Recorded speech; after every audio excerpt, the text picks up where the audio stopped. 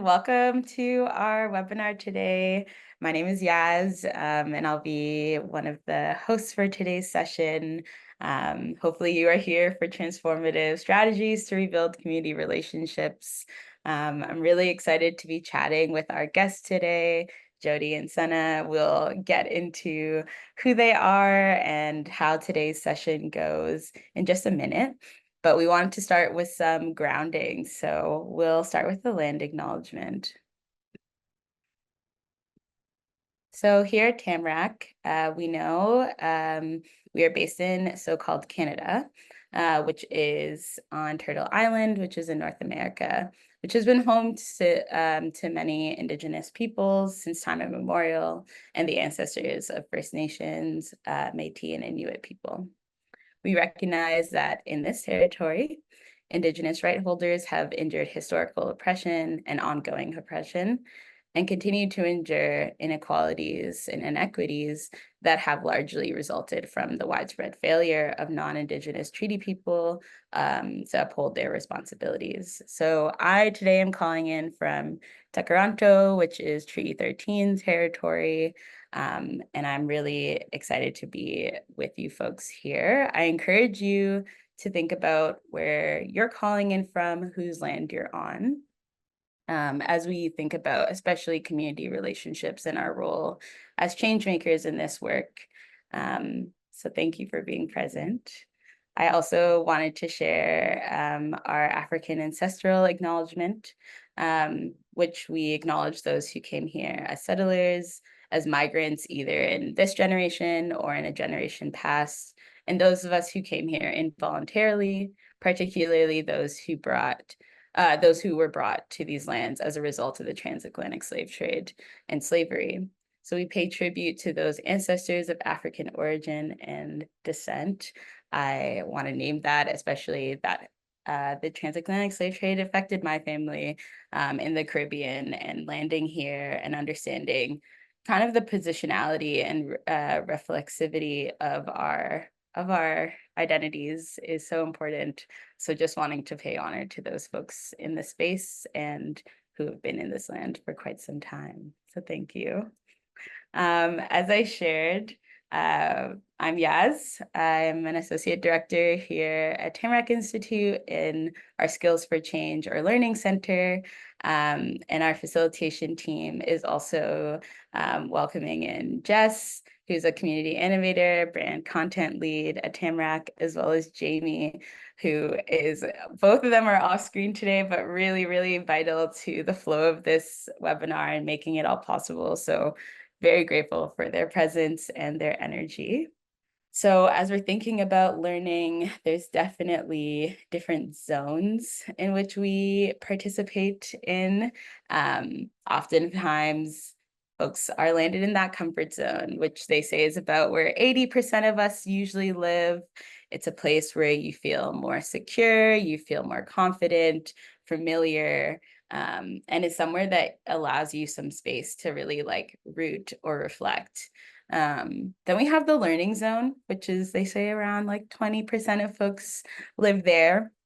And we really encourage you to stretch ourselves just a little bit out of the comfort zone and into the learning zone, where you're open and able to process new information, coming from a place of curiosity, and as of course respect, but just being curious and mindful of like, what are the ways in which you might be hearing this information for the first time or amongst the first times, and what are the ways in which you're relating to it? And in that relational aspect too, we have the alarm zone, and this is an area we don't really want folks to be in, but I'll still speak to it. And so you know yourself the best, your body and your mind are your best teachers. And I really encourage you folks to really be mindful of your emotional capacity and capacity in general to take in new information. So again, wanting to move a bit out of that comfort zone into the learning zone, but not pushing ourselves too far that we feel overwhelmed or that we are not in a safe place anymore. And that is more of the alarm zone. So just being aware when you're overstretching your boundaries there, and and finding ways to participate as you need. So of course, there are times that, of course, this is an hour. If you need to take a break or hop off, that is welcome, but we really just encourage you to be present. So thank you so much. We will get into the agenda for today. So as we've just done, the welcome, grounding, and landing, we'll shift after this into a bit of a framing of the conversation, getting our guest introductions, as well as the guided prompts and conversation during the webinar itself. So this webinar is going to be more conversational, offerings of story and reflections from our guests, as well as from you folks in the audience. And so really excited to have that flow for today. And we'll be ending with some closing reflections and questions and any final thoughts and upcoming events for us at Tamarack. So that is the flow of our session today. Thank you for listening to me talk for so long. Soon I will be turning it over to our guests, but before doing so, wanted to frame up our conversation. So of course, today we're talking about transformative strategies and community relationship. And as we're doing that, we'll be diving into like the intricate and transformative process of forming meaningful connections within communities, how and what it looks like to build trust, and fostering strong relationships, and how they are central to effective community work, but also the challenges that can be just as significant, right? And so our conversation today will explore both the art and complexity of relationship building, how to navigate and transform conflict a bit, the innovative ways in which play and storytelling, writing, and art can reshape community dynamics and community practices. And this dialogue was really inspired by the understanding of community relationships that are not transactional, but instead reciprocal. And so even with our webinar guests, there are people that I have relationship with and have been building relationship with for some time, which allows this conversation to hopefully be more fruitful and generative. And we'll be talking about building trust and care and the authenticity, can never say that word, it requires for holding space for discomfort within this work, which can become a powerful tool for growth.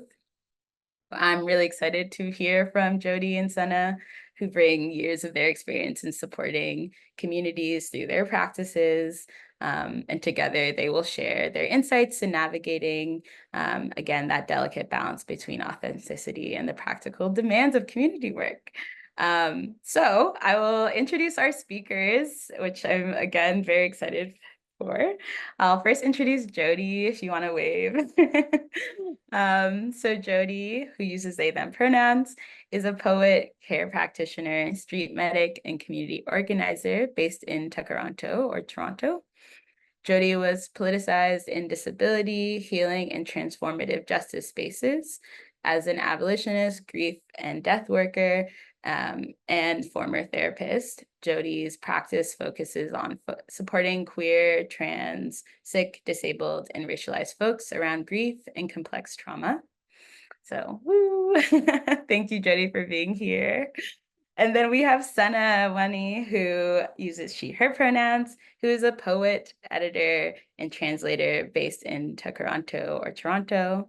She's the author of My Grief, the Sun, which was published through House of Anansi Press in 2022, the creator and the co-host of the podcast Poet Talk, which is held actually with Jody, who's here as well, and a member of Daybreak Poets Collective. She's interested in building literary community, translation as an art of retrieval, and how to write stories in and of the heart. So thank you both for being here so much. I will encourage you if you want to come off mic and if there's anything you want to share before we jump into the conversation about yourself. Yeah, just making space for self-introduction.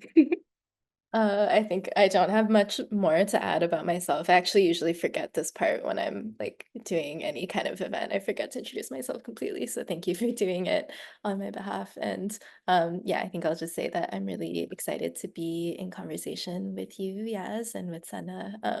And this is like one of my favorite containers to have conversation, like where there's already a lot of these things that we're gonna talk about, like some trust and intimacy and Yeah, and shared intention. So yeah, happy to be here with you both. Thank you. Thank you. Mhm.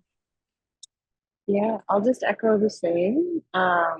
That I'm so grateful to be in conversation with you, Yas, and with Jody, who I'm always grateful to be in conversation with, and that this feels like a very precious space, and I'm really excited to dive in. Lovely. Okay. Well, thank you both again for being here. I thought we could start in our conversation around like building community relationship. I think building trust and connection and those challenges that come with that is a really beautiful place or foundation to start with. And so my first question for you both would be community relationship building is at the core of the work that you both do. In your own experience, how do you approach building and maintaining relationships within the communities you work with? And what strategies have you found effective for creating strong, meaningful connections?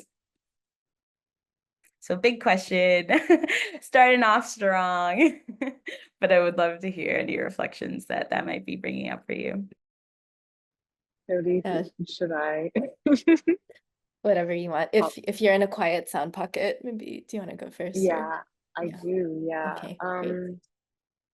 Yeah, I think yes, the first thing that comes up in my mind when I hear that question is really that it's very simple. Like it's a very simple response. Like it's showing up. Like I think that we hear about like showing up in a lot of ways, and it's kind of this now opaque or like complicated, maybe feeling concept. But I think it's actually really very straightforward as I found it for building trust and building connection and community. It just means like oftentimes literally like showing up to places where the people that you're trying to be in community with are um, creating, you know, spaces and being part of those spaces. So when I'm saying that, I think what really is backgrounding my thinking is that there's often like a lot going on in the world that doesn't involve us directly. And I think the best way to build reciprocal and not transactional relationships is to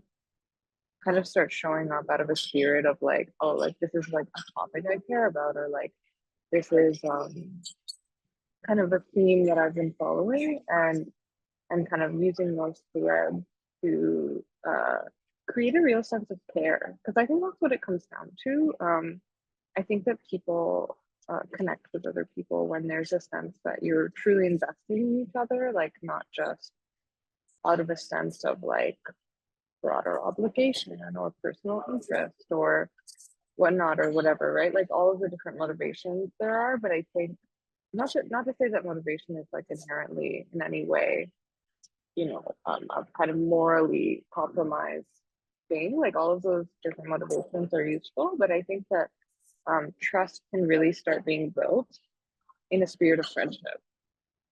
I think a spirit of friendship is something that I really hold dear, and I think that translates across my different like work and like places where I've built community, even in like professional spaces. Like a spirit of friendship is like really integral um, to creating meaningful community relationships. I think. Jody. Yeah, speaking of friendship, yeah, also, oh God, sorry. I've now entered into a loud noise pocket where my dog is just barking, screaming at whatever's happening outside. Oh, But yeah, I think with this question, a quote that I always come back to that has been really foundational for me in my thinking about community building and relationship building. It's from, sorry, can you hear me also over her barking? Is that all right? Yes. Um, okay, cool. Is from a short film of Ruth Wilson Gilmore's. Can't remember what it's called exactly. But in it, she's talking about abolition and racial capitalism. And there's the line that solidarity is living together.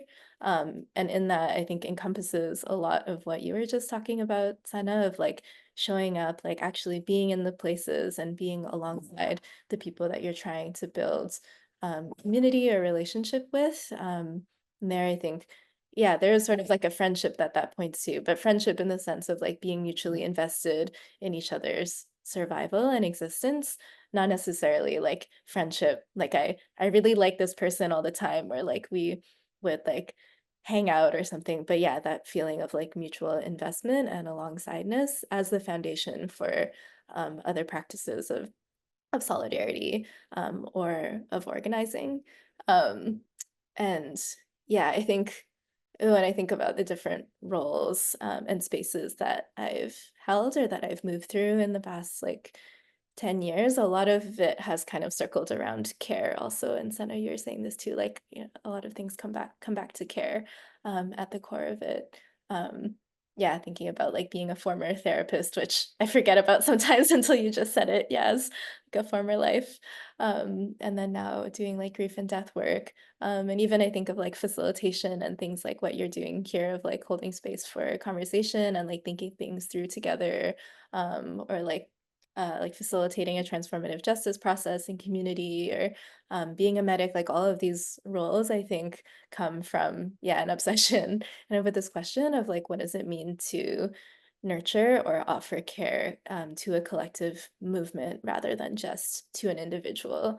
And so in that way, also like politicizing that sense of care and friendship and extending it kind of outward in concentric circles beyond just like, yeah, those individualistic or kind of nuclear family understandings of like who belongs within that circle of care and commitment, that is worth kind of investing our energy and time into building relationship with, which I think can also be scary when like a lot of folks are living in like precarious situations and there is not always like an abundance or a feeling of abundance of like time and resources and energy into like holding the relationship building aspect, like thinking also of organizing spaces and how there's like always the sense of urgency and like, you know, we're working towards this thing together that is really important and like has to go off next week or something like that. And yeah, just all those moments where it feels hard to prioritize, like, let's actually debrief this conflict that we had, or let's actually like take the time and assess what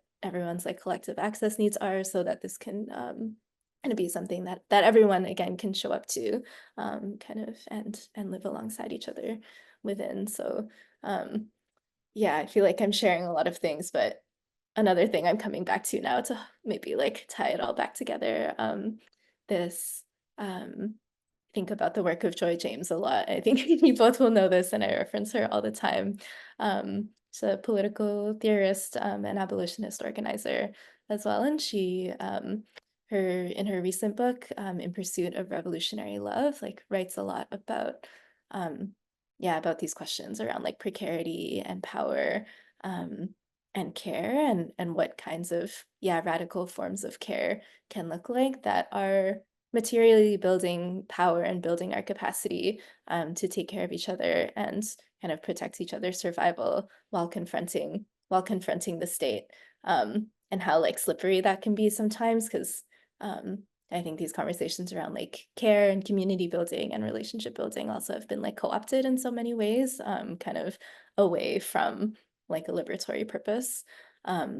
But at the heart of it, still that care is worthwhile. And she has a line of like, if any single life is saved, that's worthwhile, and nobody can like knock you for having done that. So yeah, so I think about that as sort of like an ethical core, even while there's all these kind of like political considerations and yeah, things to respond to around it. Yeah, so much of what you both shared is so vital in how I think even just reframing what relationship means to folks doing community work or doing change work is necessary, right? And I think a lot of that comes from, yeah, the understanding of how to hold relationship and not centering networking or not centering just like a goal in mind, right? I think a lot of what you shared was like coming into this with care as at the root. And I think that's a lot easier said than done, as we all know. Even though I think to care for folks is really important, and like something that a lot of us naturally do. I think to care in doing this like deep change work especially can feel overwhelming because you're caring about what you're doing, and then you have to care about the people, and then you have to care about yourself. And so care is such a like large word, right? And it can encapsulate so much. And I would be curious, as like a follow-up to what you both shared there, when you're thinking about holding space for people in these types of like community spaces or relationships, especially when you're trying to like first build trusting and in the relationship, where it can feel challenging. What is your approach to that, to that initial community building look like? And whoever Mm. wants to start can start. Go ahead, Sanna. Yeah. Yeah. Um, yeah, I'm taking in a lot from what you both said. And just to hold your question, yeah, like what does the care look like in the initial community building phase? Yeah. Um, this might feel like a digression, but this is really coming to the top of my mind. So I do feel like it might be relevant, and in sharing this and in maybe like illustrating some of the concepts that we've like kind of laid out. But I'm thinking a lot right now about this story in community that I think is quite like a paradigm. But I'm trying in my head right now to obscure a lot of personal details so that it can remain anonymous. So I'm just doing that live. But I'm thinking about this example of care in, let's say, a work environment. Again, I'm just completely changing everything here, but imagining like a work environment where there was a certain executive or role, and someone who I knew um, was facilitating like a workshop in this work environment. And um, upon upon beginning doing that kind of initial entry kind of introductions, like we all, know the kind of like classic like icebreakers or whatnot, um, started gleaning that maybe one of the members of the collective of this group um, was facing some kind of like familial strife. So there was something going on, right, in that person's like out of work life that that created this kind of point of deeper building, that the person who I'm thinking of is such a like really, really powerful like community care person or like a community builder, that they almost in this very beautiful movement like we're able to prioritize a certain kind of care over another. Sorry, I think I might be going too off too opaque because I'm trying to kind of put this example aside. I think what I'm really trying to say is that in what we've said so far, um, you know, uh, living together, survival, um, and easier said than done. There's there's a real like deep thread of choosing to care for each other first, or like prioritizing a kind of like deeper care for each other over what might actually provide maybe a certain objective, or like, oh, I think it's a lot about like juggling priorities and pulling and pushing on um what does the society that you're in or the situation that you're in deem the most important, but then what is really like the most important. It's kind of like the re-evaluation of like what our relationships have been structured to look like, and then what should they like actually contain or entail. So when I think about all of that and put it into context of your question, yeah, I guess I would say that a real spirit of like, I think what's the word, improvisation, or like adaptability. Like sometimes you'll go into a space and you'll have very specific ideas of maybe what you want to do there, or what you have to do, or maybe there's a sense of urgency. But I think some of the most powerful like community care workers that I've encountered, or like builders, are like really able to just not have like strictness, or what's the word I'm looking for? Like a stubbornness to what they're trying to do. I think that allowing a certain kind of sense of like, there's like a real like I'm getting a bit emotional thinking about this, but almost like the ability to not have any pride in it, not have any like, not investment, but like words. I don't know, a tight hand, something like that, over the work that you're trying to do, and instead allowing agenda.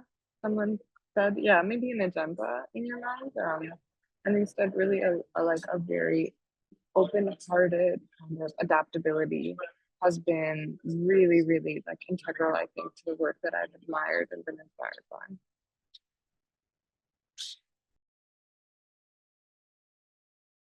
Thank you so much. Yeah, that's super powerful.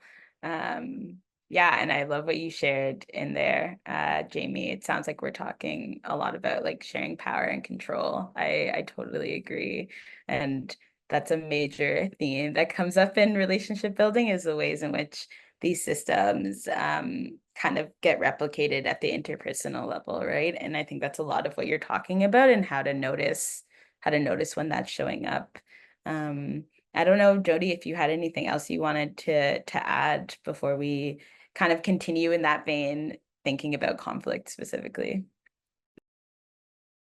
Yeah, I'll just add one thing, and yeah, also appreciating what's showing up in the chat around um yeah, around agenda and like power and control, and what you're saying to Sana about like I think like juggling priorities. Is in that I hear also like not having a tight hand, but also still kind of having an orientation to that like intention for why that group, or yeah, why that relationship or effort is there.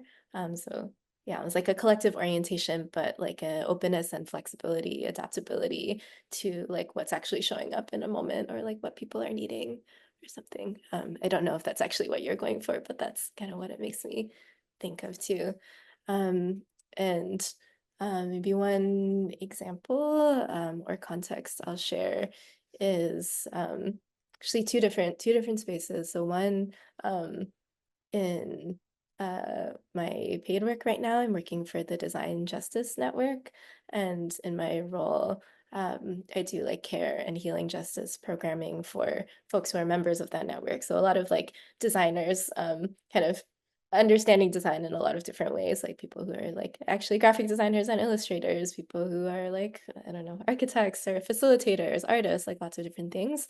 But it's interesting for me because there's like a lot less of a shared kind of politic in that space than in a lot of other spaces that I've been in recent years, because I spent a lot of time in community organizing spaces and movement spaces.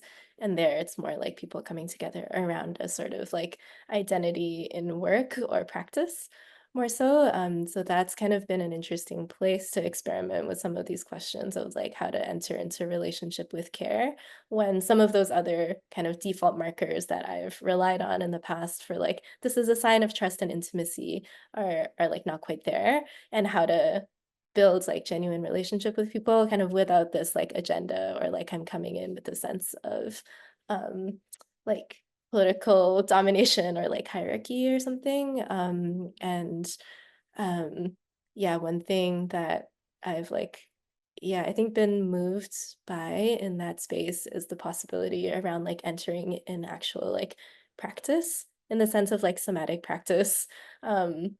As simple as like, oh, we're starting this gathering with like a short breathing practice, or like we're building in like a meditation or like reflection practice in the middle around some of the topics that we've been discussing. And we're going to close with the writing practice, or like a kind of collective like creation, or like collaging practice or something, that those create so many spaces or ways for people to engage kind of where they are. And then also maybe shift from like, what's the terminology used, from like alarm zone to like the stretch zone or the liminal zone. I don't remember exactly the wording. But because like the body is getting engaged in a way that's like also beneath the level of like language or theory. Like I think that can also be intimidating a lot of the times, or like not very accessible, and assuming that everybody is coming in with like the same kind of like readings or like theories under their belt. So yeah, I feel like that's one way that I've been thinking about and like playing with, like actually putting care in practice, kind of letting the body lead before whatever else. Yeah, not letting go of like the political rigor or like diluting that either. But yeah, trying to find that balance. Mhm. Yeah, thank you for highlighting that. And I think especially what you shared about yeah, how your approach shifts depending on the spaces that you're in as well. Like I think lived experience and identity are such a huge element of like how we build relationship and what informs our practice. And I think from what I'm hearing too, and in the experiences I've both witnessed of either of you or in my own experience, that like when you're coming into a space that is centered around something that you hold lived experience in, it can be a lot more of a fragile environment because everything is so personal. And that doesn't mean that it's bad or good. It's just like the realities of when you have like investment into what you are caring about or working towards. And I think with that, it kind of transitions to the next topic I thought we could dive into, which is on conflict transformation, right? And so thinking about the role of conflict in relationship building. And just to set that context as well, something that I've been thinking a lot about in the work that I've been doing here at Tamarack and beyond is about like how to shift the narratives from navigating conflict in a resolution lens and moving more to like transformative practices of thinking about conflict, which really at its core is rooted in restorative justice, and really at its core is also the biggest framework shift is thinking that conflict is not bad. Right. And I think that's something that a lot of us struggle with in practice, as well as thinking that like even if conflict is happening, it is inevitable, but it doesn't have to be a bad thing. And I think something I heard in community a few years ago, someone shared that the difference that they find between conflict and trauma, or like conflict and traumatizing scenarios, is how we care for each other afterwards. And that has really been an informing practice for like how I'm thinking about my approaches to when tensions or conflicts arise. And so I would really love to like hear how that's been showing up for you both in community work, because I think it does arise in all elements of our lives, but especially when you're doing community related practices. But I think it can be a really powerful tool or opportunity to have transformation in how we relate to each other. And so, yeah, how do you approach conflict in your community work? What role does conflict play in building stronger, more resilient relationships for you? I would love to hear about that. And yeah, either of you can start. I don't know if either of you have a strong pull. I can start this time for balance, if that's okay. Um, yeah, so I um yeah, I love this framing of conflict that you're sharing. Yes, I think yeah, a lot of what I'll say is probably aspirational. I'm like, yes, conflict is not bad, and also it's so hard and scary kind of in life to navigate. But I saw this is my first Instagram reference of this webinar, but I saw this meme go by a couple of days ago on an astrologer's Instagram that I follow. And they said something about, uh, I hope you don't let conflict avoidance get in the way of building power towards collective liberation. This is like a wish for the collective. I think about that a lot, like different kinds of conflict avoidance, like conflict avoidance between comrades or like people that we're organizing with or trying to build something with, and how that can, yeah, like lead to cracks and ruptures like in our relationships and our ability to do things together. Also conflict avoidance in the sense of like not trying to, I think like quote unquote alienate some like imagined other audience and saying like, oh, we won't be able to get all these people on side if we say something kind of very like something very strong, and then people will like, you know, not want to work with us, or conflict avoidance in the sense of like being afraid to confront power.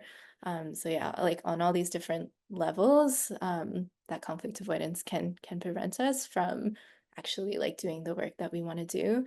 And I think for me, it does feel important to distinguish too between like this kind of community or collective context and like personal relationship or like friendship context, and how conflict plays out in those different spaces. Because I think for me, I don't think of community organizing as a space where I go to like have my own emotional or even like spiritual needs met per se. It's just like a place that I go to do things because I feel like it's important to do those things, and where other people feel that same way. And of course, there's like emotional and spiritual elements of like doing that work with people, and there's relationships, and like those are super important to like nurture and tend to. Again, in the sense of like building genuine solidarity and kinship and like living together. But there sort of is a distinction there where, yeah, that like meeting my own needs is not like the central element, versus in a friendship where like the relationship kind of is the only thing, and it is the only like goal or journey that we're on. And it brings to mind this image of like a spiral in community space, kind of going back and forth between like tending to the dynamic and tending to the conflict, and like doing the thing that brought us there together in the first place. I think probably a lot of us also have had an experience of like being in groups where it sort of just devolves into like the only thing this group seems to be doing is like processing conflicts and like group trauma that exists, and not actually like ever getting back to that sense of like aliveness or direction, or like shared principle, that actually I think can also like feed that conflict work and like make it a little bit, I don't know, just like lubricate it a little bit or something, like remembering why we're actually doing something together and having the feeling of like we can do it. Yeah. And yeah, I think, I'll pause here for now. Maybe we can talk about like examples and something in a second, because I want to hear what you have to say, Sanna. And briefly, right before we switch it back over to you, Senna, someone in the chat asked if you could repeat a quote. I don't know if you remember which one, Oh but yeah, I think it was I found it actually while I was talking. I'll put it in the chat. It says, "I want you to stop letting conflict avoidance get in the way of building collective power." 1 second. thank Yeah, so much that's so rich there that I'm like just sitting with your reflection, Jody. And like maybe I'll speak first to what first appeared in my mind, which was like I think conflict, and again working in the framework of conflicts being just from the restorative framework that you put forward. Yeah, the conflict can be a sign of trust, I found. I'm actually thinking about a refrain that Jody and I have with each other that often I think we say, which I think I'll also model something right after this, but like that, like, I trust you to bring this to me. Like, I trust that if there's something you disagree with, or if there's something that I've done, or like often, I think that appears in a lot of relationships, both in community and in personal, where people will just disagree, or people will just want to do different things. People are different, people are distinct, people can be oriented towards a goal together and have very, very different ideas of what it means to get there, or what it means to arrive, or to even be on that journey of be it justice, or be it, you know, some other goal related. And so I think a big part of allowing conflict to be a tool of transformation is trust. And I think the other thing I thought of was that disagreement feels very tied there too, like under the surface of maybe one of the words simmering beneath this concept of conflict we're putting forward. And I would model it by saying that maybe I disagree, or maybe I'm different than Jody in one way too, in that I do expect community work in a certain way to fulfill my needs, or I think that the relational disposition that I have, which again goes back to differences, which I think are so integral to this conversation too. The disposition that I personally have towards community is marked more by attachment than a sense of work. And I think that both comes from, I think, Jody, you are such a like rigorous and like thoughtful and hardworking person. And like anyway, I won't reflect on what I think about Jody. but but you know what I mean? Like people are different.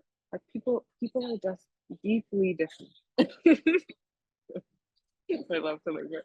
Yeah, but people are just deeply different. And one of the things I thought of earlier too, Yas, was like, and I love that you brought astrology in already, Jody, because I was also thinking about the fact that I'm an Aries, and like I do feel that astrology sometimes links us back to a really old wisdom where I do feel in my heart I have a spiritual connection to fighting in some way, like to that kind of like warriorship, or to like I've been told by like spiritual practitioners that like I have like a deeper connection to like war, or like there's different things like this.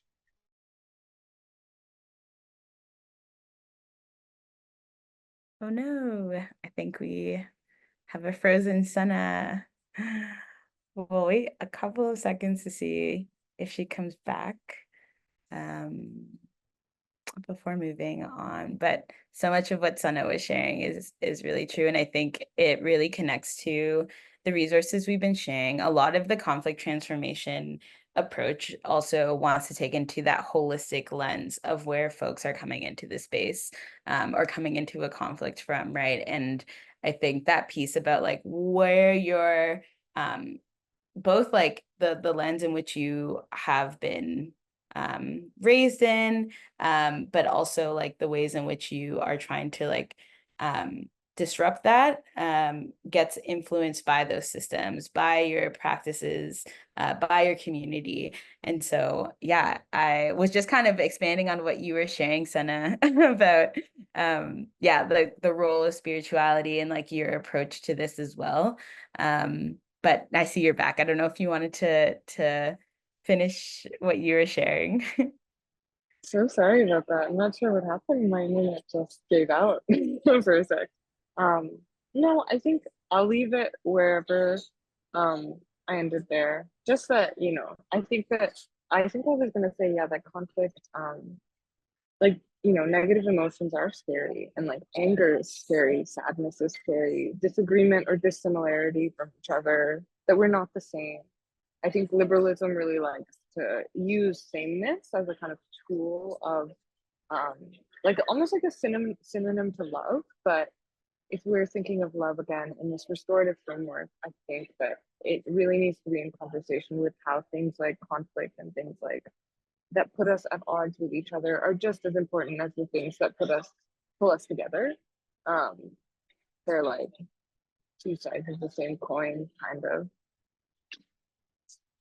Yeah, thank you so much for that reflection. And yeah, I think both of what you both have been sharing has been really supportive, at least for me, in thinking about like the different elements that come into a conflict, and again, what the role of like power and systems and the lenses in which you're taking this from are really, really real. And yeah, I really appreciate what you're sharing in the chat, Jess, about like, yeah, also the role of fear and anxiety, right? Avoidance is such a huge part of this, which is such a fair response to conflict. But thinking about like how do we, yeah, move through it, right? I think another huge piece about conflict transformation is knowing that resolution or a solution is not what we're looking for, but instead like how we're caring for each other, how we're moving through it, and knowing that it probably won't be a linear process. It probably won't be resolved right away. And what does that more sustainable approach to conflict navigation actually look like? So that's not just like a band-aid solution, right? Because there's usually, I like to think of conflict as like also an iceberg where whatever is being brought up is really just the tip, and it's informed by a lot of other pieces that often we aren't able to express in the moment. So we express it through a specific like naming of attention or something that's showing up. So yeah, really appreciate those reflections. I'm mindful of time, and I want to like give space for two things for you both to like share the next piece, which is about like innovative practices, so like play and art and community engagement. And someone I believe in the chat had put in the Q&A, yeah, what are some ways, what are resources that folks can share around like leading group collages, or I assume other practices as well, as a way to like collectively reflect. So maybe we could center around ways that you folks use art or writing as a way, and play to really like hone in on collective reflection and collective gathering. I will share that like at the end, Engage Fest is coming up, and one of the workshops is literally on collage and collective reflection. So Nicole in the audience, it might be something you should check out. But I will prompt us back to this. And yeah, you both use innovative practices like play, storytelling, art to engage with communities, right? And so I'd be curious about like how these creative tools help the way in which you transform like how people can relate to each other. And yeah, I will maybe say, can we keep the reflection shorter just for time to make sure we have space to close out, but still as robust as you need to be. So thank you.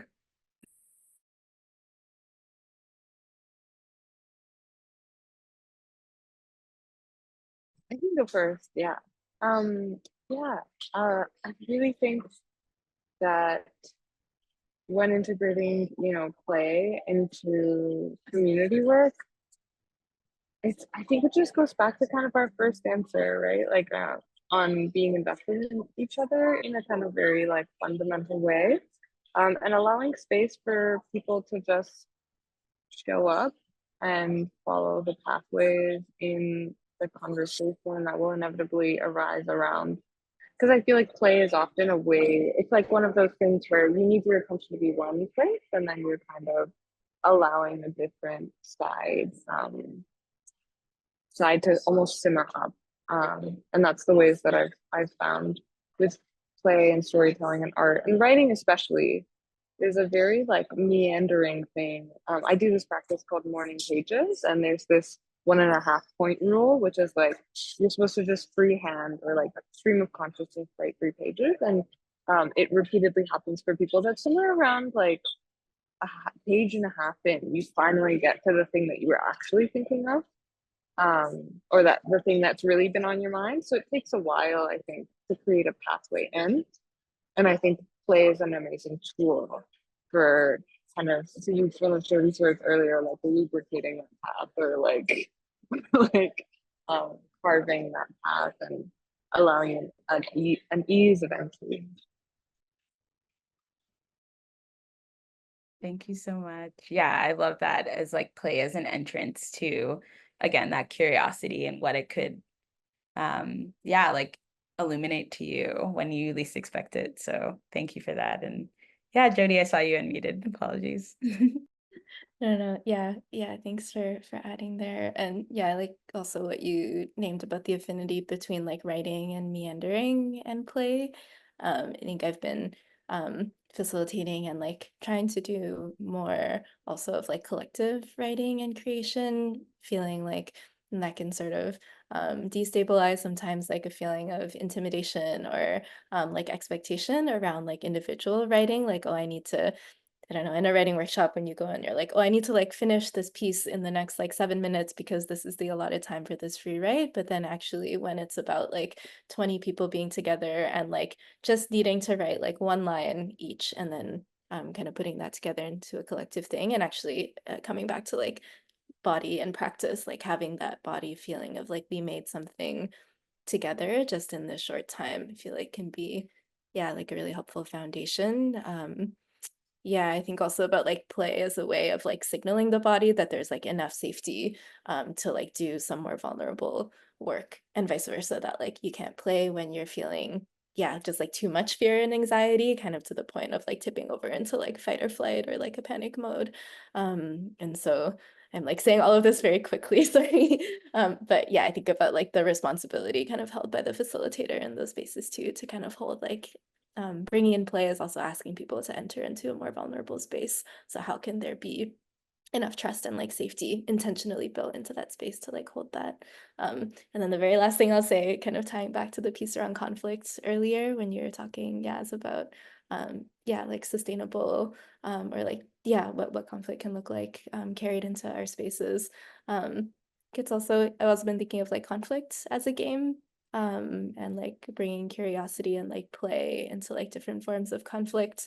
And I think sometimes like repair can also be like ending the relationship with like a person or with a space, like exiting the game, being like, I actually don't want to play this game anymore. And there's like nothing wrong with that, that it's not like a failure, which I think we can feel like to not like keep plugging away at this conflict. Like sometimes it actually signals like a really foundational difference in politic, or just like a difference in personality that makes it kind of actually untenable to keep working together. And there's like, yeah, actually that is really okay to kind of leave that relationship in a space of like mutual respect and recognition. Yeah. Yeah, I love that. And I love the offering too of like understanding, again, going back to what we were sharing at the beginning, like you and your body are your wisest teacher. And so like understanding when you might be needing to walk away from a situation, or like knowing that your engagement with a conflict or your engagement with a person or community does not have to be prescriptive, right? Like understanding that you can weave in and out, knowing when you have to like walk away, and maybe re-entering when you are in a better place to be open and embody those yeah, those lenses that you both have been speaking so beautifully to. And now with our last bit of time, I wanted to offer, like, you both, I believe, brought some maybe grounding offerings for us, and I was curious if it would be okay if we could share those in like the follow-up resourcing, and maybe, and I think we have everyone, yeah, I think we've been keeping an eye on the Q&A, but in case anyone is having any last burning questions before we wrap up, I wanted to make some space for that. Otherwise, I would love to hear any, yeah, closing reflections from you both before we transition. It's always so quick, an hour, I feel. But yeah, any final reflections that you're holding around the things that we chatted about? Yeah, I see Jody's putting their grounding tool in the chat, and I think I'll do the same as well. But just my final reflection is just that I'm really grateful to have been in conversation with both of you, and I'm really going to be holding, yeah, a lot of these questions about um, kind of like kinetic community care, conflict, and play in the rest of my day for sure. And I'll share, yeah, I shared a literal grounding tool in the chat that's like an acupressure resource that I go to a lot for just like body tending and like hard moments at actions or conflicts or meetings or anything. And a less literal tool, which I'll share as a closing reflection. Here is a line from a poem by the Palestinian poet Lena Khalif Tufaha. And the line is just, I have no idea what hope is, but our people have taught me a million ways to love. So I was thinking about that in yeah, just your questions around like, all of the challenges and like the different priorities, and you use the word kinetic, Sana, I love that too, just like the movement of like kind of flowing with all of these different things. And remembering that there's like there's a million ways, and also that those ways emerge in practice, whether or not whether or not I know exactly where it's going to, or like I have a model for exactly what it is I'm trying to do. It is in like the practicing and the trying again that the loving happens, I think. What a, meaningful and beautiful way to end this conversation. And yeah, I just wanted to thank you both for being here and being open with us and trusting to share about your experiences in community work and building and rebuilding relationship today. And thank you all in the chat and in the audience for really your engaging presence. It's been so lovely to hear, and really excited. We just wanted to like wrap up this day and flag to you folks some other ways to stay engaged with similar conversations. We have our Engage Fest here at Tamarack coming up at the end of October, on October 29th and 30th. It'll be a virtual event with some in-person meetups offered, and is a cross-sector learning event exploring how climate, poverty, belonging, and more intersect. And for the person who is asking about the collage as a tool, that I will be leading a workshop on that in Engage Fest, so would be happy to see you there. Otherwise, can connect and share more. We will be sharing, again, like we said at the top, the resources with you folks, and the recording in a follow-up from this session. And again, just wanting to say big thank you to Jamie and Jess for watching and monitoring the chat in the group. And thank you again to our guests today. And thank you to you all. So I hope that this conversation was generative and sparked a lot of ideas for you folks. And yeah, really excited to have this conversation continue here at Tamarack and beyond. So thank you so much. Wishing you all lots of care and rest into the rest of your day.